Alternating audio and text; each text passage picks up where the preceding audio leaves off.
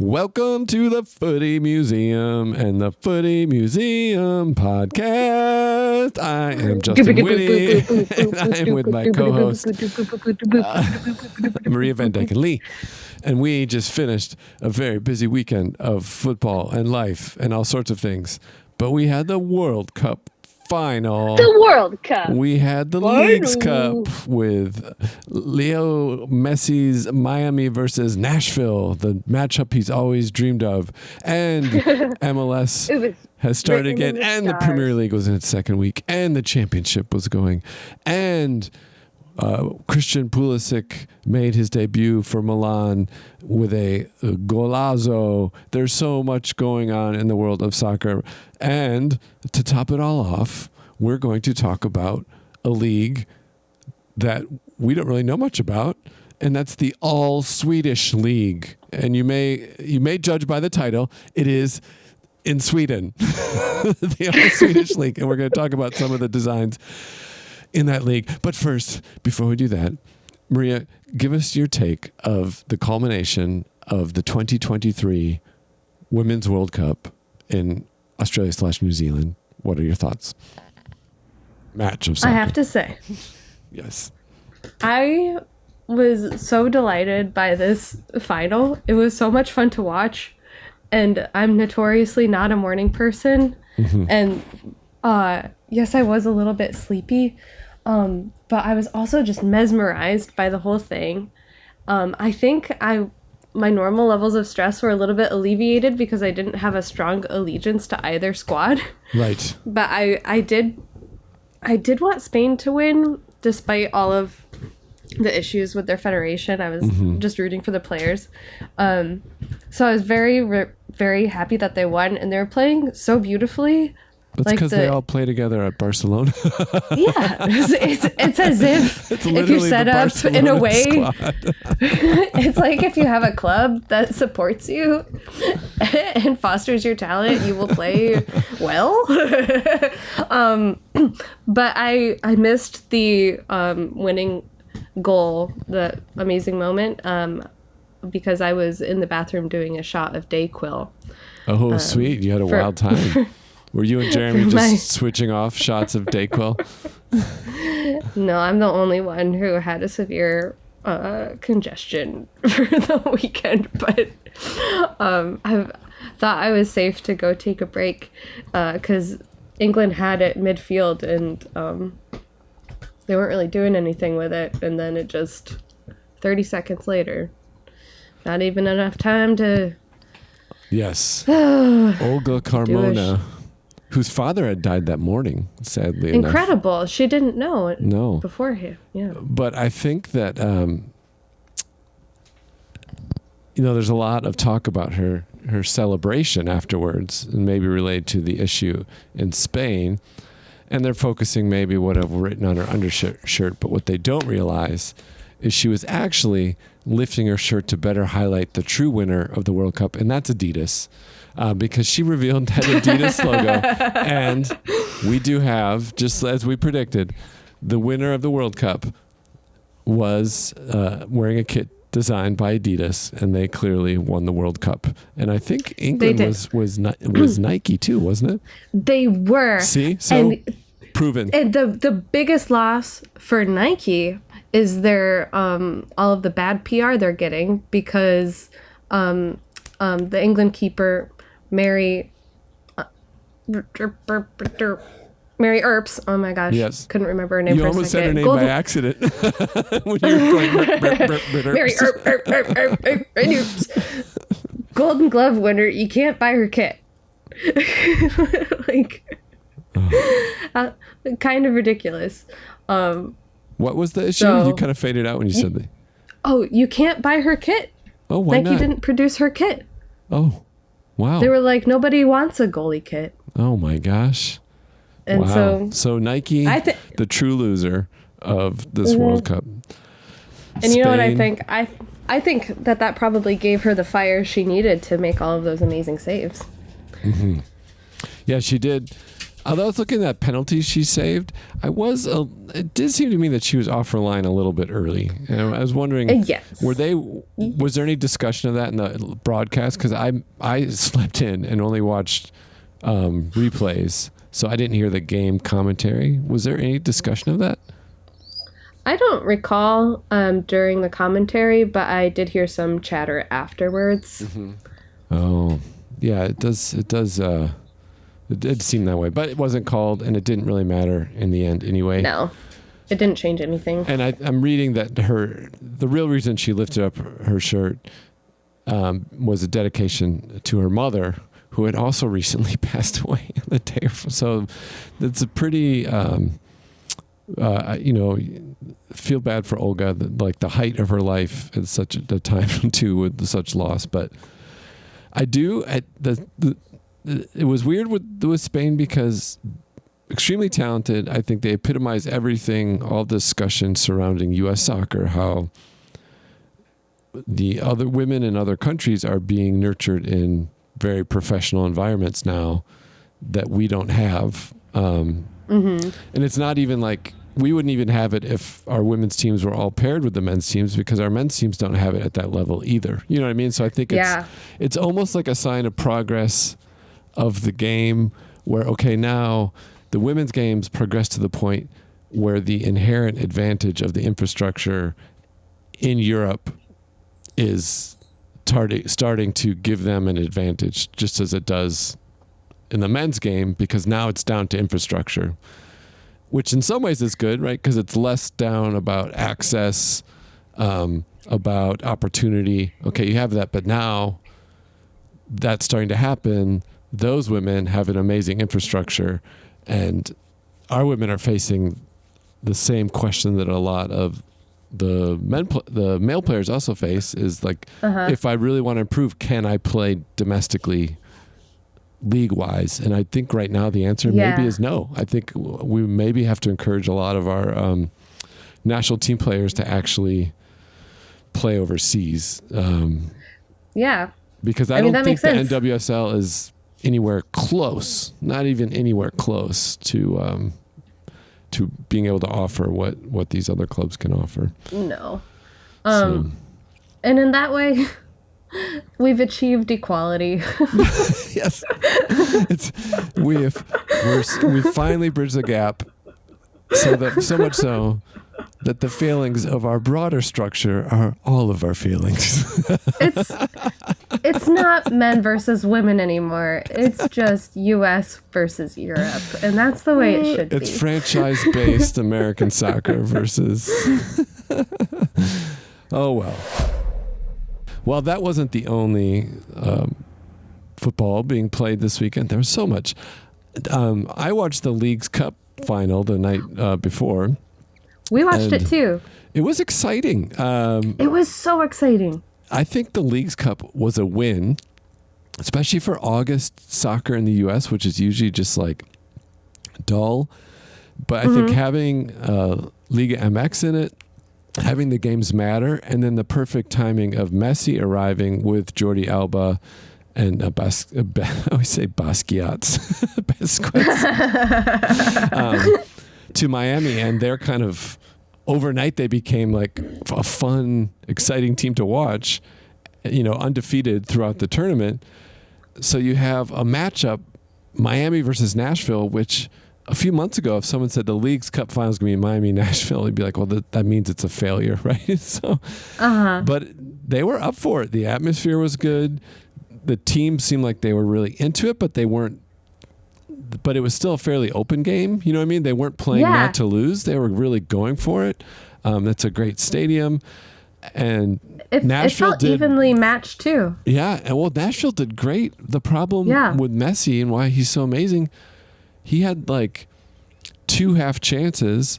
One, he shot a perfect left foot shot through 4 defenders into the upper left corner of the net for their goal. When he did that, Jeremy just goes, "Oh, classic." It was classic. And then the only other time he had a half chance, he almost buried another one, but it went off the post. It's like you just can't even... so they almost played him perfectly, but not enough. And then it went to Also, what I loved about this tournament is the straight to penalties, because it makes the end of regulation much more exciting because both teams are really trying to win because they don't have that illusion like, well, now we can try overtime. Yeah, I think this is the first time I had seen them go. And then the penalties become crazy too. This went to 10 rounds, so it got to the goalkeepers, and Miami's goalkeeper scored and then blocked the other goalkeeper, and then they won. It was the craziest finish ever. It was. And now Messi can finally claim the GOAT title because he's won the MLS Liga MX Leagues Cup, the double cup, the coveted prize. Yes, the giant silver spindle. This is the first time I had seen them go straight to penalties. Mm-hmm. And I was skeptical hearing that was like the format, but it was really effective. For as much as I hate penalties in tournaments. Yeah, I'm an advocate for it. It does make the pace of play better at the end of regular time. And if you're most of the time you end up there anyway, so why not just go right to it? And I think there's something to be said for the players taking those penalties when they're not as exhausted either. So that was fun. In Premier League, Matt Turner got his first win with Forest. He is now officially the best goalkeeper in England. So that was fun. That's exciting. And I did watch the highlights because, Christian Pulisic moved from Chelsea to Milan. And he had a goal to start. So, there was a lot to watch this weekend, a lot of good stuff. How did Leeds do this weekend? They got a tie, which is a Leeds win. So that was fun. But, okay, get this. They actually played pretty well against West Brom, and they had a lot of really good chances, and they were able to score once. But West Brom, I forget if they had scored first or second, but their goal was kicked from inside the box, and it ended up deflecting off another West Brom player's arm, so Meslier missed it, and he was calling handball like one would in the Premier League, because he was on track to save it, but so there's no VAR, it deflected off a player, and he's like handball, and then there's the commentators and there's no VAR in the championship. Oh. It's such a shame. It was amazing, but it's so funny because they at first attributed it to the player who had shot it, and then they had to go back and reattribute it to the player whose hand had pushed it in. But so he gets on his record a goal in this game, even though it was because he slapped it in. So I thought that was pretty funny. It was upsetting in the moment, but it's funny. The humor, the irony is great. But overall, I thought they had a lot of good attempts.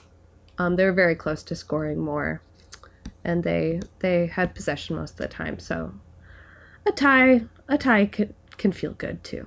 Yes. Well, that's great. So much going on. It'll slow down a little bit, but not really. And the Fire returned to their ways and lost 3-1. And after watching all these high level games, it was just not fun to watch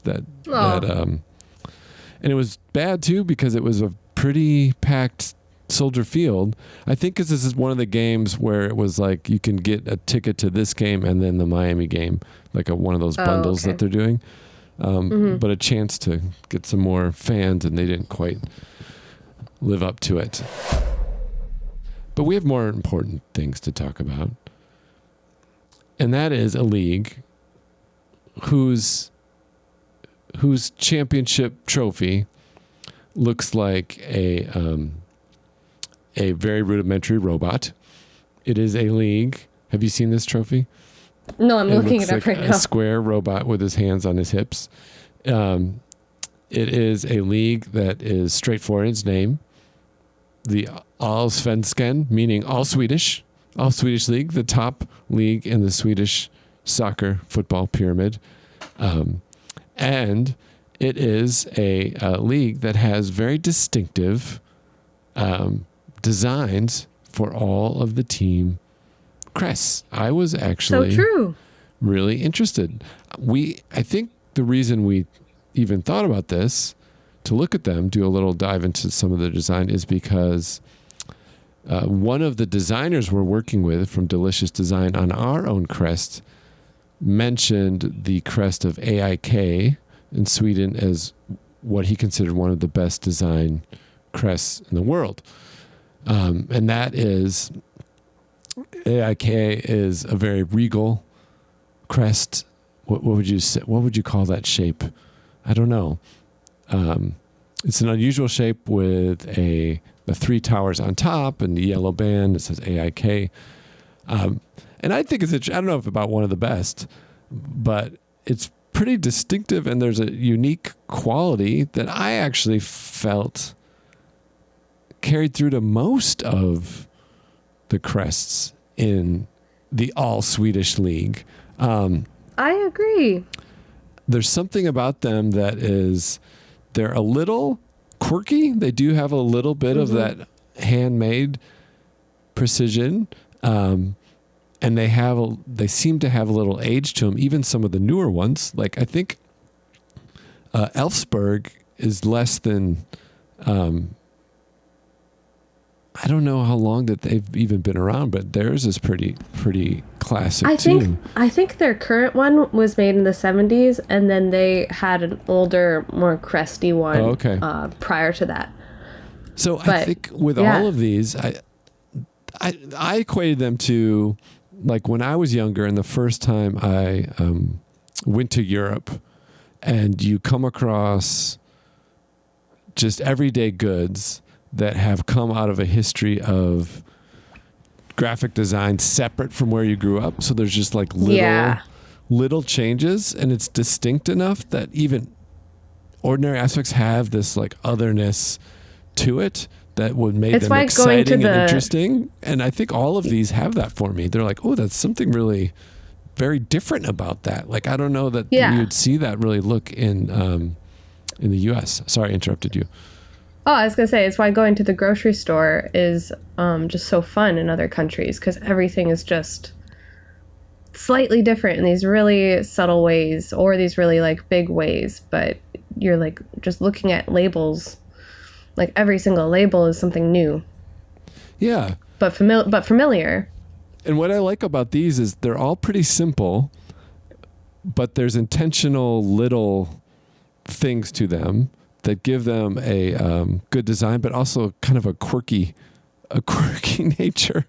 Like I'm looking at the IFK Norrköping. I don't know if I say that correctly. Badge, and that's like a badge with like 3 peaks on the top, and it's just a lot of outlines on these in gold. Yeah. And then it's just IFK up in the upper left, and then Norrköping written in a white banner, but just the angle and curve of that banner in line with like the curve of the crest makes it bow out in a really interesting way, and the letters follow a slightly different curve than the than the banner, and it's just, I don't know, it's nice, it's solid, and it's what's interesting about that one and a lot of these is they have this old quality, but they pass that distant and up close test. Do you know what I mean? They don't have a lot of minute detail that you lose at a distance. You can still read them, but they still kind of retain that kind of quirky classic quality that I like. This is probably one of the first leagues where I'm like, wow, most of these I like. What did you think of Degerfors? Oh, I was going to ask about that one. Okay, because I looked into Degerfors a bit. Well, it's a little awkward because this is also the insignia of our local swingers club. No. So the Degerfors IF is a badge again. It's red with a gold trim, and the top is a white band, and gold lettering says Degerfors, and then The initials of the club, DIF, are diagonal through the red part of the badge, and they interplay with the universal sign for male, right? That's the male sign, right? It is, but guess what it also is? What's that? The Ironworks sign. And you may also recognize it from the Volvo logo. Oh, look at that. So which connection is with Dygerfors? Is it the Volvo or is it the... No, they don't have a connection with Volvo, but the Ironworks they do? They're a tiny, like, iron milling town. Wow. Yeah, it is very distinct. This. But again... There are... Yeah, go ahead. Oh, I was going to say, there are, like, 7,000 and change people who live in this town, and their stadium seats 7,000 and change. Oh. I am really... So let me try to pronounce all the teams first. So there's AIK. There is BK Haken, I'm going to say. There's the Degerfors, making up the pronunciation. Djurgården. There is Halmstads, BK, and Hammarby. There's Brahma Pojkarna. I'm going to guess. Good job. Elfsborg. Gothenburg, who's actually one of their more successful clubs. Norrköping, which we talked about. Varnamo. Sirius. Kalmar. Malmo. Is it Jalbe? I like that one. Oh, don't ask me. Yeah, and then, sorry for listeners, we're totally in Varberg. And of those, I had quite a few favorites. I do like the AIK. I really enjoy I like the Halmstads. I thought Halmstads was beautiful. Yeah. I really like the Elfsborg. I thought Gothenburg is like a nice classic one. Just the scale chose it because even though it is very classic in that it uses kind of a royal lion, the scale of it and the fact that it's holding a shield with a sword, like as if it's fighting itself. There's a shield on the shield. I think they should have changed the shield it's holding to like a football. Yes, that's nice. And I liked Malbe. I'll say that. But all of them, and I also realized these kind of have a quality of Soviet era designs too, which is interesting. And maybe that's a Scandinavian thing. But the club I did look at the most, because a lot of these haven't really changed much. And that's part of their quality. They've kind of stuck with them. But I looked a little closer at Malmo. And they've had 4 distinct logos, but the interesting thing is their current one, which is just blue and white, and it's a blue and white badge where the top is kind of like the turrets of a castle tower with their initials underneath it, MFF, and that's kind of the top band, and then underneath is a 3 stripes, 2 blue on the side, white in the middle. And then arced underneath the crest, it says Malmo FF, and then there is a 6-pointed star. That's actually the first one they ever wore on their kits. But they did have 3 previous logos, but they weren't worn as badges. So, what did they wear as badges then? I don't think that they had anything on their shirts other than numbers and their names. Okay. So it was not until the 1940s where they had a crest on the shirt. So the other crests were never featured on the shirt. So maybe they had the club name or something else, but the crest didn't show up until the 1940s. All of their iterations, which you can find them on their Wikipedia page, is the only place I found them clearly, are decent. The first is kind of like a globe inside of a circle. Where I like that one. It feels very PBS. Yes, PBS or like a old paint the company. National Science Foundation. But what I love is the MFF that are going around the globe are just so off from each other. So it has that hand-drawn Then that was 1910. 1920, their colors changed, so they were blue and white. It went to red and white. Must have been some laundry accident. And then it's a really beautiful flag where I like the kind of details that try to make it to show some texture. And in the middle is that globe, which now looks more like a football. And there's just a nice little rope, like all these little details on the flagpole. The rope that is a nice little rope. And then later in the 20s, they switched to a more boring badge that to me is more reminiscent of like a Peruvian or South American badge, ones that we looked at. Yeah. But even that one has some interesting choices. So it's a very ornate badge shape with a band across going from the top right to bottom left with MFF reading from the bottom left up. But the band follows the shape of the object in a way where it looks like it's part of the badge at the top, but looks like it's overhanging on the bottom left. So again, just little details. And then they went to the original ones. So I think all three of them great. But then I was looking more into the club, and they also have like a really charming, smaller stadium. First of all, they're one of the most successful clubs in the All-Swedish League with numerous championships.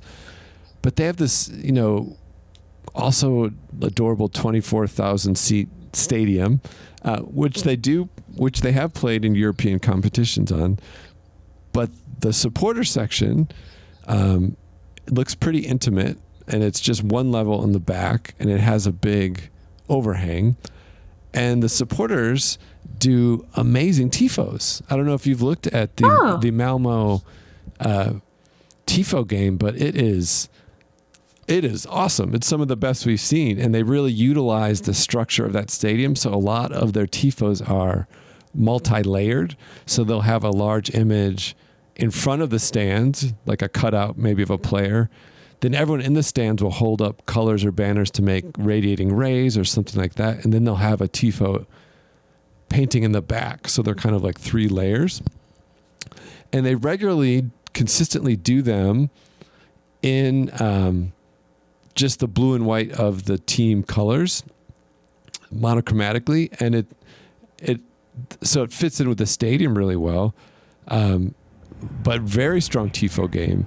And I also realized I like them because they have the city of Malmo uses the 6-pointed star to as the city star, which as does Chicago. So I really enjoy this team, and I went to their website also. Obviously, very nice site, and they sell kind of the classic kits there. But if you look up their tifos, there's so many great ones. They're incredible. Yeah, and really well painted. So there's the consistent blue and white. It's a nice touch, isn't it? Really, really nice, and it must make it. Those restrictions that they put themselves must make it so that they are more creative in other ways. Yeah, and if whoever they have doing their paintings, they're quite good as well. They're like. But and there's a lot. It's not just like 1 or 2. It's a lot of good.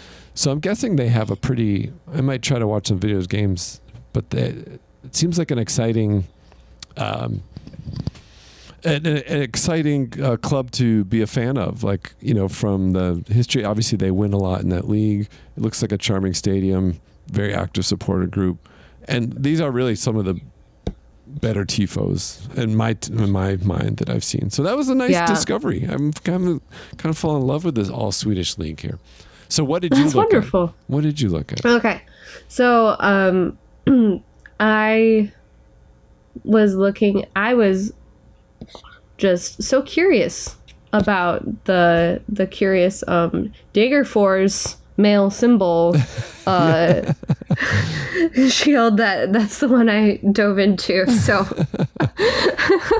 So yeah, like I already mentioned, not a lot of wins on that team. They've won the Swedish Cup once in 1993. Yeah, once. Yeah, they just got re-promoted back into the top flight. And on their kits, they just wear a giant Yeah, and symbol, I thought male that was symbol. very curious. I think the retro photos of them in like their older kits that are just like polo shirts with their giant male symbol / ironwork symbol on there. I was like, that's hilarious. It looks like some sort of weird club. It's like some sort of Ken club.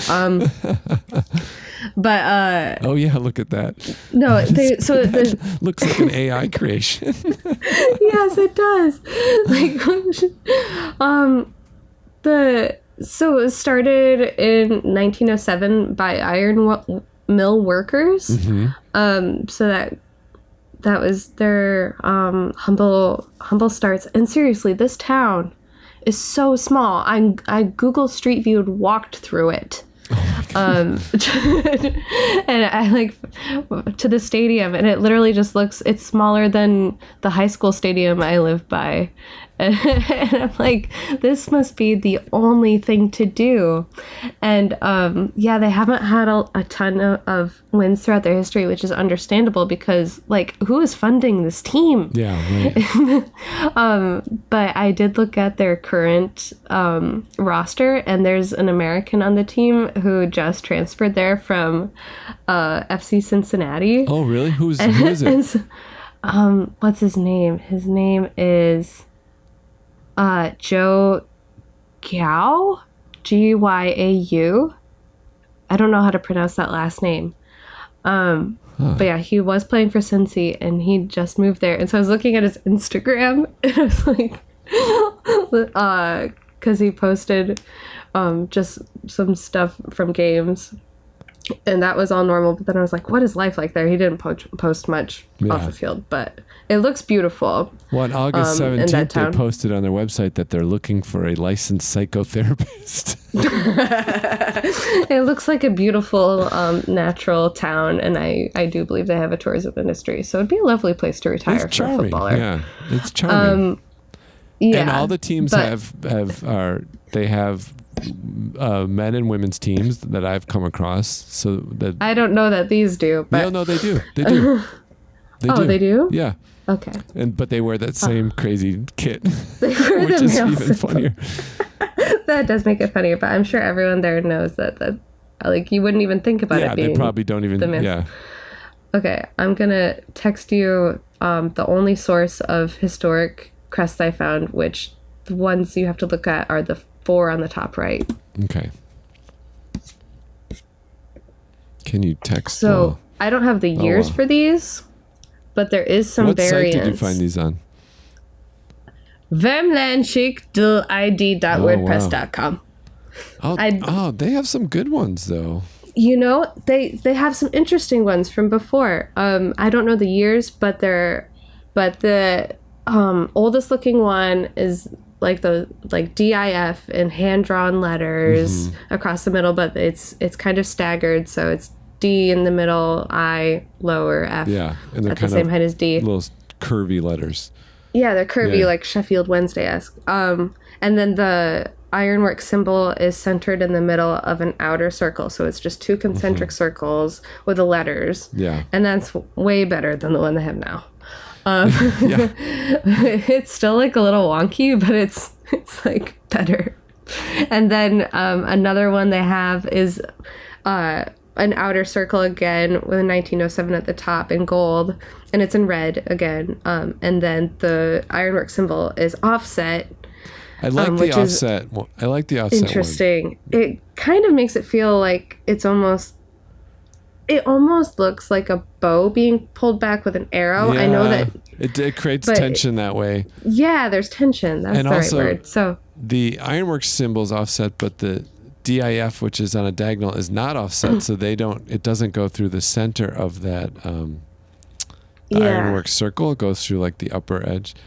And I like on all of them, the circle of the ironwork circle goes through the D, but only on that version does it also kind of interweave with the F, which is kind of interesting. Yeah, like it goes over the top part of the F and then underneath the bottom part. So yeah, it is an interesting choice. I don't know. I guess do I like it more than if the F was sitting on top? Yeah, you know what? Yes, I do. I think if I think this would look really good embossed in like an enamel pin. Yeah.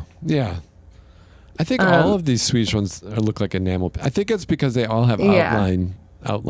Yes, the gold outline on all outlines, of them. Yeah, that's true. Yeah, Almost everyone has a gold outline. That's right. Interesting. If you go to DIF's website, they have a much more modern version of this, like with a Photoshop gradient that's not as cute. But it does look a little bit more polished, I think. A little bit more modern, just not in a way that I particularly like. Also interesting about the All-Swedish league, both the women's league and men's league, is much like the Mexican league, they have a lot of sponsors on their kits. Have you noticed so that? many? They look like Formula One drivers. Yeah, well, it's like Liga MX too. It's like, but I guess maybe that's a sign of a smaller league where they would need that many medium level donors, right? Yeah, I guess that makes sense. I mean, if you can show off like 12 kit sponsors and Chicago doesn't even have one, that's kind of. Oh, Chicago. Well, that's great. That's fascinating. I think there's very few of these teams where I wouldn't wear. Like, I would encourage you to go to the Malmo site and their store in the retro area, because they sell, which I love, which not even a lot of teams do. They sell versions that's shirts with just the crest without all the sponsors on it. And also the Elfsborg, they have great ones where it's just the name of the club because it's written in this really beautiful cursive.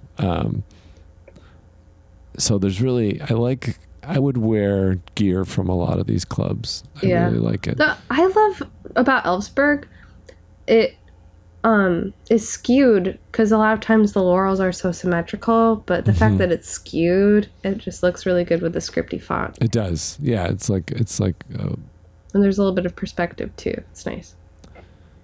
And yellow and gold are good footballing colors for some reason.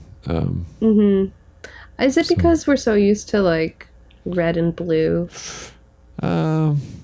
Maybe. I think for me, it's like Dortmund having such a. That's like one of the first big clubs you learn about as an American. You know what I mean? So it's like, oh, that's a color combination of serious football. I think that's why. I think that's really why. Because like yellow and black are really. I think Dortmund really owns those colors, but it does read well. So, yeah, well, this is fascinating. This is I imagine that this is going to be all like I'm about to give the most stereotype laden sentence. From everything I've seen, I imagine that it's very well organized. You know what I mean? Like, I just feel like everything about the league is like nice and like we make the best of what we have. But I love like 7,000, 10,000 seat stadiums that are still soccer specific. Because if they still have like a roof over the supporters, it could still get loud. And that's why I was so excited about Luton Town this year. Yeah. But it feels very community based. Very. So, yeah. So really, really fun discoveries on this one. Now the league itself has a horrible logo. Just like. Why is it so bad? When all the teams are so interesting, it's just awful. It looks like from a generic soccer video game or something. I don't know. It does, or like a gas station or something. Yeah, I don't know why. They should maybe just use the one from the Swedish Football Federation, which is, just a straight crest with the Swedish flag, the cross on there.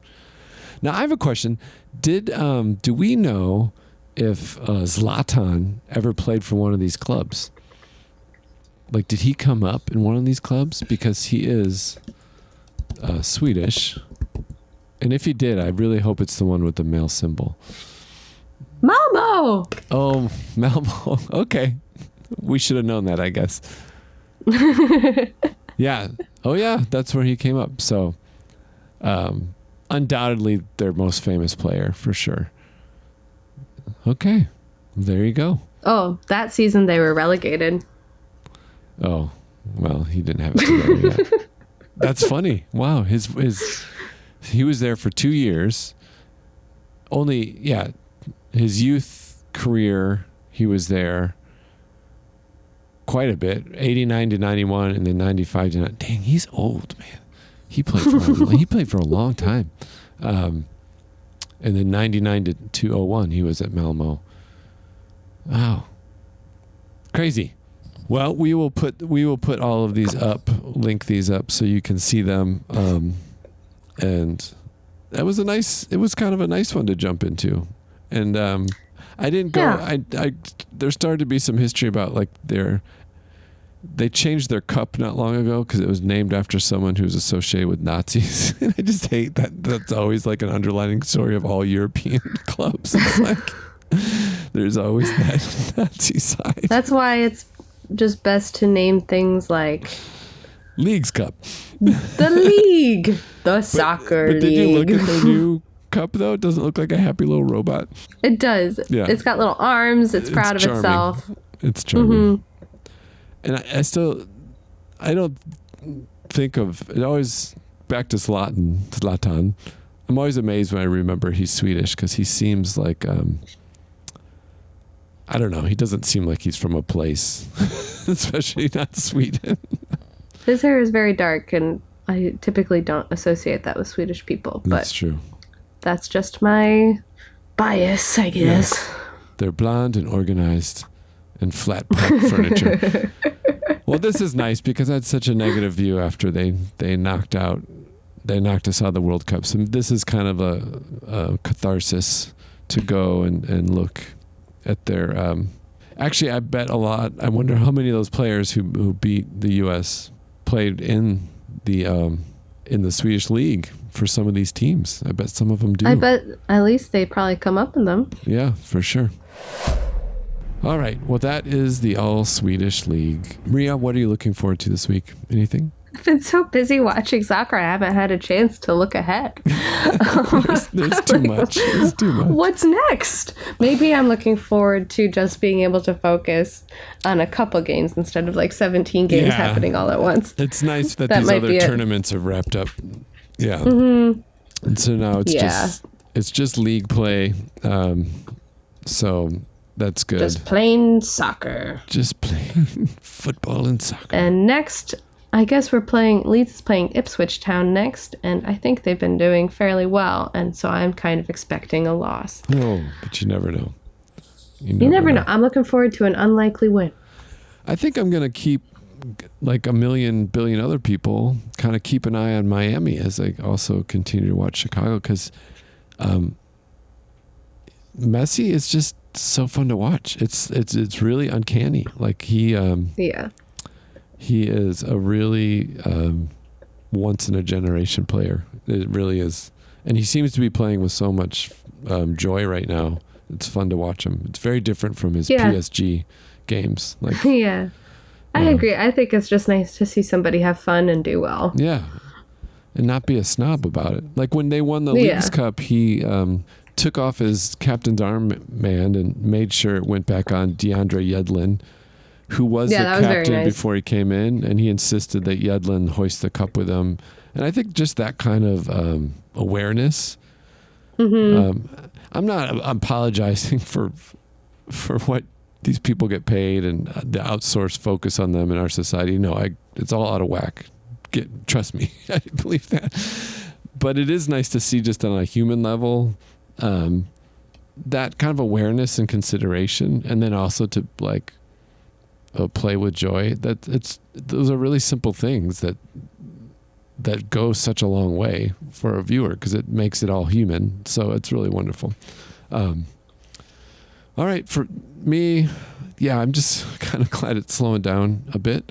I'm looking forward to as we continue to work on our logo designs. That's exciting. Yes. So I'm looking forward to that. But I have to go now. So I will talk to you next week. Okay. All right.